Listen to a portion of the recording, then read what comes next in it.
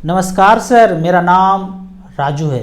आज का टॉपिक है कि यदि कोई गलती से गलत म्यूचुअल फंड ले लिया तो अब क्या करें। अब तो ले लिया, मान लेते हैं कि आपके पास टाइम जो है 10 से 15 साल है और एक ही काम था म्यूचुअल फंड में इन्वेस्ट करने से, जो सोचा था कि वेल्थ क्रिएशन करना है, पैसा बढ़ाना है, और आप कुछ गलत स्कीम में चले गए। वो गलत स्कीम अदर देन ये है, मिड कैप नहीं है, स्मॉल कैप नहीं है, मल्टी कैप नहीं है, 250 स्मॉल कैप इंडेक्स फंड नहीं है, या टैक्स सेवर, टैक्स बचाने के लिए टीसी के अंदर 1.5 लाख रुपया सालाना जमा करते हैं। ये 4-5 कैटेगरी के अलावा है। कौन कौन सा अलावा है? यहाँ पे आप StarSIP.in में जाएंगे तो सबसे ऊपर से मैंने large cap, mid cap, small cap, ELSS, multi cap, flexi cap, focused, मतलब 10-12 तक तो ठीक ठाक है। उसके बाद इतना ज़्यादा कैटेगरी है कि आप समझ ही नहीं पाएंगे क्या लें क्या ना लें। और इन कैटेगरी में आपका पैसा पड़ा हुआ है तो क्या करना चाहिए? अगर वेल्थ क्रिएशन करना है तो आपको ये 4 से 5 कैटेगरी आपको वेल्थ क्रिएशन करने में मदद करेगा। ये mid cap, small cap, multi cap, 250 small cap, इस तरह से। अगर टैक्स वाले में भी ज़्यादा पैसा जमा हो गया है, 15 साल से 10 साल से टैक्स वाले में पैसा जमा कर रहे हैं, तो यहाँ से स्विच करके स्मॉल कैप में आपको चल जाना चाहिए। मान लेते हैं टैक्स सेवर में 10 लाख 15 लाख हो गया, पर इसका रिटर्न स्मॉल कैप के तुलना में थोड़ा कम होगा, तो यहाँ से पैसा धीरे धीरे स्विच करके आपको स्मॉल कैप, मिड कैप में जाना चाहिए। अगर इसके अलावा किसी भी में पैसा है और SIP भी अगर चल रहा है तो सबसे पहले आप SIP स्टॉप कर देंगे और नया SIP आप इन कैटेगरी में शुरू कर देंगे जो कैटेगरी हमने बताया। और जो लमसम पैसा पड़ा रहेगा SIP स्टॉप करने के बाद, हर साल धीरे धीरे करके स्विच करते जाएंगे। ये जो 5 कैटेगरी में है, ईयरली 1 लाख तक आप जो गेन है, मान लीजिए आपने 2 लाख लगाया था, वो 3 लाख हो गया किसी फंड में, वो 3 का 3 स्विच कर देंगे तो कोई आपको टैक्स नहीं आएगा। Long term capital gain tax 1 lakh तक छूट है साल में, तो 3 लाख आपने दूसरे नए स्कीम में स्विच कर दिया, 1 रुपया भी टैक्स नहीं आना है। जो फ्यूचर में आता 1 लाख पे बढ़े हुए पे, वो भी नहीं आएगा। फिर अगले साल किसी स्कीम में 5 लाख लगाया था, उसका वैल्यू 6 लाख दिख रहा है, फिर अगले साल 1 लाख गेन तक दूसरे स्कीम में स्विच कर देंगे। धीरे धीरे करके अगर कहेंगे कि स्विच करूंगा, स्विच नहीं होगा, रिडीम करके परचेज कर लीजिए, एक ही बात है। रिडीम भी करेंगे या स्विच करेंगे, बात बराबर है। पैसा अकाउंट में आएगा, 5 का 6 लाख हुआ तो भी टैक्स नहीं देना पड़ेगा क्योंकि 1 लाख तक छूट है। तो इस तरह से करके धीरे धीरे करके आप गलत स्कीम में अगर हैं तो वहां से निकल करके आ सकते हैं। 52-53 कैटेगरी तक है, लेकिन वेल्थ क्रिएशन के लिए 5-6 कैटेगरी ही है जो लंबे समय में आपको पैसा बना के दे सकते हैं। यहाँ पे कुछ कमेंट सेक्शन के क्वेश्चन को देखते हैं। अगर अपना email ID, password grow app पे पिन बिना बताए किसी को कुछ भी शेयर नहीं किया और किसी दिन ऊपर चले गए तो म्यूचुअल फंड का पैसा नॉमिनी को या अन्य परिवार को कैसे निकाल पाएंगे? कुछ भी ना पता हो, नॉमिनी को ये पता हो कि म्यूचुअल फंड में इन्वेस्टमेंट है, कुछ भी नहीं पता हो तो भी हो जाएगा। उस नॉमिनी का KYC होगा, नॉमिनी का नाम आपके म्यूचुअल फंड में होना चाहिए। इसलिए बोलता हूँ नॉमिनी रजिस्टर्ड होना चाहिए। वहाँ जाएंगे, अपना पैन कार्ड, आधार कार्ड, अकाउंट नंबर देंगे, वो सारा का सारा उनके नाम पे ट्रांसफर हो जाएगा। आपको कुछ भी बताने की जरूरत नहीं है, आप सिर्फ एक स्टेटमेंट देके नॉमिनी को रखिए। उस स्टेटमेंट पे उनका नाम, बीवी जी का नाम हो, मदर का नाम हो, सिस्टर हो, ब्रदर हो, जो भी हो, फादर हो, उनका नाम होना चाहिए और वो स्टेटमेंट उनके पास होना चाहिए। कभी कुछ ऐसा होता है तो वहां जाके वो चीज कर सकते हैं। मान लीजिए आपके अकाउंट में पैसा पड़ा हुआ है, SBI बैंक में 5 लाख है, तो उसमें भी नॉमिनी, जिसको भी नॉमिनी म्यूचुअल फंड में बनाए हैं, बैंक में भी देख लीजिए। होता ये है ना, हम लोग कभी चेक नहीं करते हैं, अकाउंट चल रहा है, सब कुछ चल रहा है, खाता चल रहा है, कभी नॉमिनी चेक ही नहीं किया।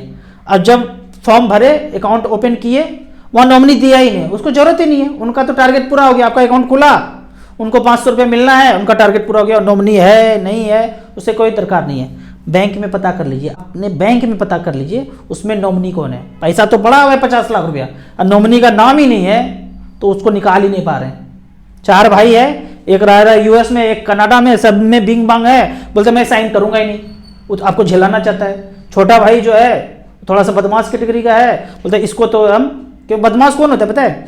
जो मम्मी पापा के पास रहते हैं, जो सेवा करते हैं, वो बदमाश होता है। और जो पढ़ लिख के टाई कोट पहन के अमेरिका कनाडा में, वो बहुत अच्छा होता है, क्योंकि आप माता पिता का सेवा किए तो आपको झेला देगा एकदम। क्योंकि जब आप सेवा कर रहे हैं तो उनका कहना होता है कि लालच से सेवा कर रहे हैं, क्योंकि सारा प्रॉपर्टी पे नजर छोटे भाई का है, क्योंकि वो घर में रहा, बाकी तो विदेश खेल रहा है। तो कोई साइन करेगा ही नहीं। 50 लाख रुपए पापा के अकाउंट में है, नॉमिनी कोई नहीं है, तो डिस्प्यूट होते जाएगा और सारा पैसा अकाउंट में पड़ा रहेगा। और अकाउंट को कौन खेलता है, वो 7 समुंदर पार पता ही है। तो नॉमिनी बैंक में भी आप जरूर देख लीजिए, और कोई दिक्कत नहीं है, सब कुछ खत्म भी हो जाए, म्यूचुअल फंड में नॉमिनी होना चाहिए। अगर इस तरह का केस किसी के पास आता है, सॉल्व नहीं हो रहा है, नॉमिनी नाम होना चाहिए। नहीं भी नॉमिनी नाम है तो भी रजिस्टर्ड हो जाता है, हमें कांटेक्ट करेंगे, हम सब कुछ कर देंगे। अगला है म्यूचुअल फंड में फंड रेटिंग की बेसिस क्या है। मनी कंट्रोल कुछ दिखा रहा है, वैल्यू रिसर्च कुछ दिखा रहा है, रेटिंग का बात कर रहे हैं। कोई आधार नहीं है, कभी आधार बताता नहीं है। चुपके से कोई एमसी पैसा दे दिया या सिंगापुर का ट्रिप करा दिया, 4 नाइट 5 दिन ऐसे करके बखेड़ा खड़ा हुआ, हो गया रेटिंग अच्छा हो गया। कुछ ना कुछ उनको पर्क मिला, रेटिंग दे देंगे। पूरा खोल करके कि ये स्टैंडर्ड है, ये पैरामीटर है, इसके वजह से हम रेटिंग दे रहे हैं, ये कहीं पे लिखित में हमें मिलता नहीं। अगर कोई है तो हमें भी बताइए कि क्या पैरामीटर के हिसाब से वो 5 स्टार 3 स्टार 4 स्टार दे रहे हैं। तो ये अंदर का चालबाजी है, इतना रेटिंग पे नहीं जाना है। हमने ये देखा है कि जिसका AUM सबसे ज़्यादा है, जो सदियों से अच्छा रिटर्न देते जा रहे हैं, उसका रेटिंग 1 होगा। और जो नया नया है, नवसिखवा फंड है, उसने रिटर्न 1 साल में अच्छा दे दिया है, 1 साल का, वो 5 स्टार रेटिंग है। क्यों? चुपके से कुछ दिया होगा उसको। 1 साल में इतना छोटा सा फंड है 5 स्टार, जो 20 साल से चल रहा है, 20% का CAGR दे रहे हैं, उनका रेटिंग 1 दे देते हैं। तो लोग क्या देखेंगे? देखेंगे 5, पैसा झोंकेंगे। तो इस तरह से करके मुझे ये समझ में रेटिंग नहीं आता है। राजू भाई, मार्केट डाउन हो गया, अगर किसी दिन 330 के बाद पता चले, अगर हम टॉपअप करते हैं तो NAV उसी दिन का मिलेगा या नेक्स्ट टाइम का मिलेगा? ये जो NAV का चक्कर है ना, इसमें फंसेंगे ना तो पागल हो जाएंगे। होता यह है कि नियमतः 3 बजे के पहले खरीदे तो उसी दिन खरीदा जाना चाहिए, लेकिन आपका बैंक अगर अलग है, axis bank, ICICI bank, SBI, अलग अलग बैंक का अलग अलग कहानी है। नियम यह है कि आपने जब पैसा जमा किया, वो पैसा उस स्कीम के फंड में जिस दिन जाएगा उस दिन NAV लेट होगा। तो कभी कभी पता चलता है किसी किसी बैंक में सेम डे हो गया, किसी दिन में 1 दिन में हो गया, किसी में 2 दिन में हो गया, किसी बैंक में 3 दिन में हो गया, तो उस हिसाब से NAV अलॉट होता है। अब मैं आपको एक लाइव उदाहरण दिखाता हूं। यहां पे मैंने ये लिया है HDFC मिड कैप अपॉर्चुनिटी, आज से 5-7 साल पहले लिया था। अब कौन से डेट में कितना लिया था, 20 रुपया चल रहा है, या अगर ये 21 रुपया भी चलता, 19 रुपया भी चलता, तो बहुत ज़्यादा फर्क नहीं होता। आपके हाथ में है ही नहीं कि आपने खरीदा तो आज ही परचेज हो जाएगा। नेट बैंकिंग से कहते हैं कि सेम डे परचेज हो जाता है। ICICI बैंक, अगर सेम बैंक है, आपका बैंक ICICI है और स्कीम का भी बैंक अकाउंट जो है ICICI में है, और नेट बैंकिंग से पेमेंट किया, सेम डे स्कीम में चला गया तो उसी दिन मिल जाएगा। लेकिन आप दूसरे बैंक से कर रहे हैं, उस स्कीम में पैसा नहीं गया तो 2 दिन के बाद भी मिलेगा। तो NAV का आप कर नहीं सकते हैं। बस आप देख लीजिए, मार्केट डाउन हुआ है, परचेज कर लीजिए। कब खरीदाएगा नहीं खरीदाएगा वो 1-2 दिन के बाद ही पता चलता है। जब आपका ट्रांजेक्शन हो जाएगा तभी पता चलेगा। बहुत ज़्यादा लोचा हो गया है, तो इसमें मत पड़िए। अगला है सेक्टोरियल फंड में 2 लाख रुपया है, रिडीम करूं या नहीं? आपका रिप्लाई, रिडीम करके आपको जरूरत है तो अभी तो लाइफ टाइम हाई चल रहा है, निकाल के यूज कर लीजिए। लेकिन आप कहते हैं कि नहीं, स्विच करके दूसरे स्कीम में जाना है, तो भी 1 साल के बाद अगर कुछ गेन हुआ है तो भी आप चले जाएंगे स्विच करके डाइवर्सिफाइड इक्विटी में, स्मॉल कैप में या 250 इंडेक्स फंड में, तो ज़्यादा अच्छा है, वहाँ से चले जाना चाहिए।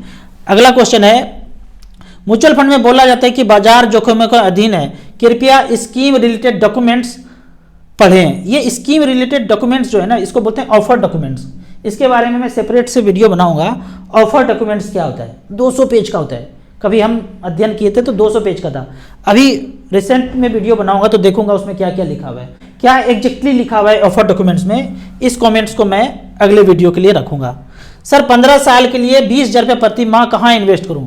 ऐसे क्वेश्चन के लिए आपको जस्ट StarSIP.in के वेबसाइट में जाना है, और StarSIP को जब ओपन करेंगे तो फ्रंट पेज में ही स्मॉल कैप कैटेगरी में आ जाएगा। 15,000 रुपये पर मंथ करना है। Nippon India small cap, SBI small cap, DSP small cap, HDFC small cap, और एक फंड ले लीजिए 250 स्मॉल कैप इंडेक्स फंड। ठीक है, इसमें जाएंगे स्मॉल कैप कैटेगरी में। ये हो गया SIP का। SIP में आप कह रहे हैं 15,000 रुपये पर मंथ, और 20 साल बोल रहे हैं। 20 साल मैं सेलेक्ट यहाँ पे नहीं कर रहा हूँ, क्योंकि 20 साल का रिटर्न स्मॉल कैप में आएगा नहीं, क्योंकि उतना पुराना स्मॉल कैप है ही नहीं। 15 साल के कैटेगरी में अगर आप देखते हैं तो डीएसपी स्मॉल कैप 27 लाख का बनाया है, 15,000 रुपये per month, 1,64,00,000। Franklin India small cap ने 27 लाख का बनाया है, 15,000 रुपये से जमा हुआ, 27 लाख जमा हुआ, 1,54,00,000।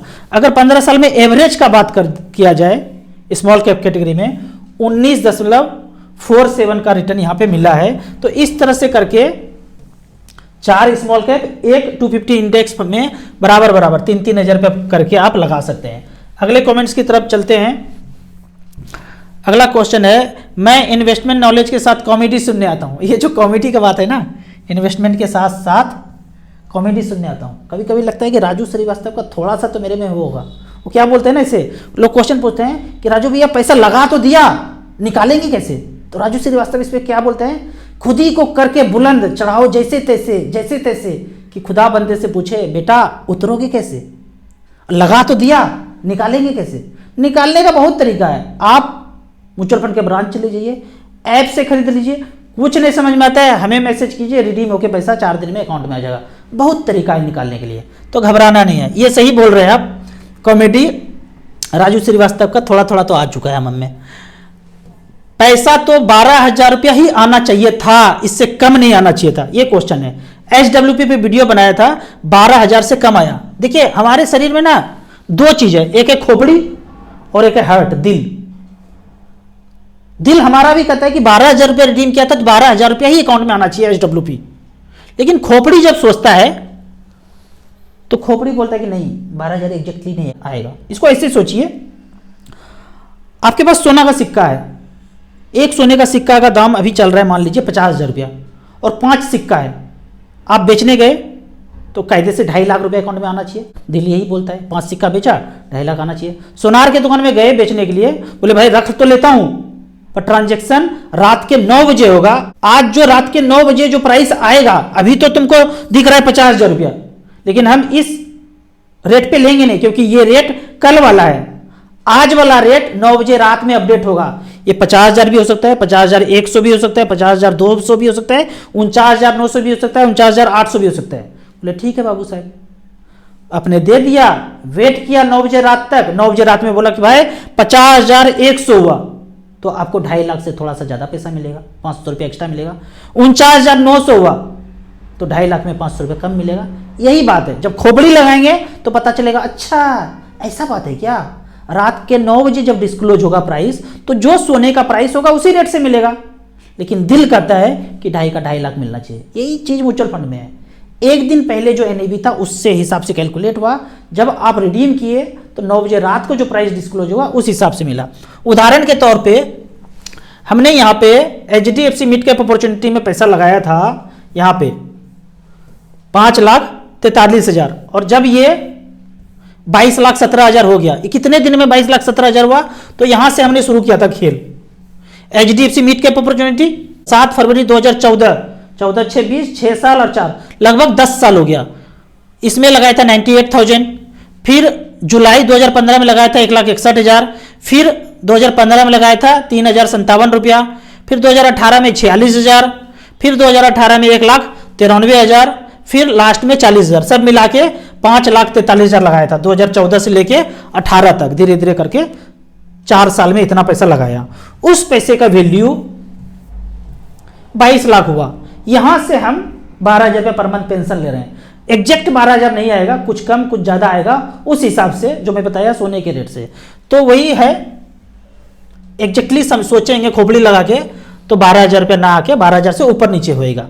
तो आपके क्वेश्चन का इसी तरह से जवाब था। एक चीज मैं आपको यहाँ पे और बोलना चाहूंगा इन्वर्टेड कॉमा में।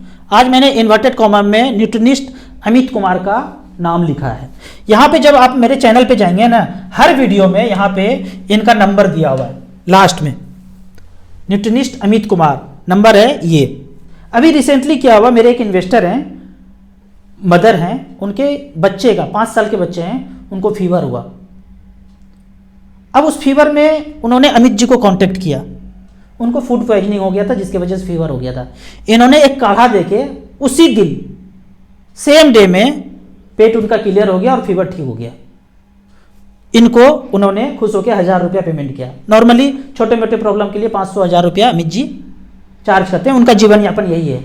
अगर सोचो जंगल चले जाते और जंगल में लुटेरा मशीन लगा देता और 10 दिन बच्चों को मां से दूर कर देता, उनका सेविंग 4-5 लाख रुपया था SIP के थ्रू, और पता चलता 10 दिन में वो 5 का 5 लाख रुपए निकल गया, तो क्या होगा? ऐसा लुटेरा बैठा हुआ है। उस लुटेरे से बचना है तो न्यूट्रिनिस्ट अमित कुमार को आपको कांटेक्ट करना चाहिए हर केस में। कभी कुछ प्रॉब्लम हो इनको मैसेज कीजिए, कुछ काढ़ा बताएंगे, कुछ खान पान चेंज करने बताएंगे, ठीक हो जाएंगे। तो इनका नंबर सेव करके रख लीजिए, इमरजेंसी में आपको इनको कांटेक्ट करना है। बाकी आपको म्यूचुअल फंड के बारे में और कुछ जानना है, इन्वेस्टमेंट के बारे में जानना है, तो मेरे इस नंबर पर मुझे व्हाट्सअप कर सकते हैं। म्यूचुअल फंड के बारे में कुछ भी जानना हो StarSIP.in के वेबसाइट पे जाइए, ऐप को डाउनलोड कर लीजिए, 4-5 दिन अध्ययन कीजिए, आपको म्यूचुअल फंड के बारे में सब कुछ समझ में आ जाएगा। नहीं समझ में आता है इस नंबर पर मुझे व्हाट्सअप कीजिए। वीडियो अच्छा लगे तो व्हाट्सअप यूनिवर्सिटी में दोस्तों के बीच इसे जरूर शेयर करें। यूट्यूब पे देख रहे हैं तो लाइक एंड शेयर जरूर करें। Thank you so much.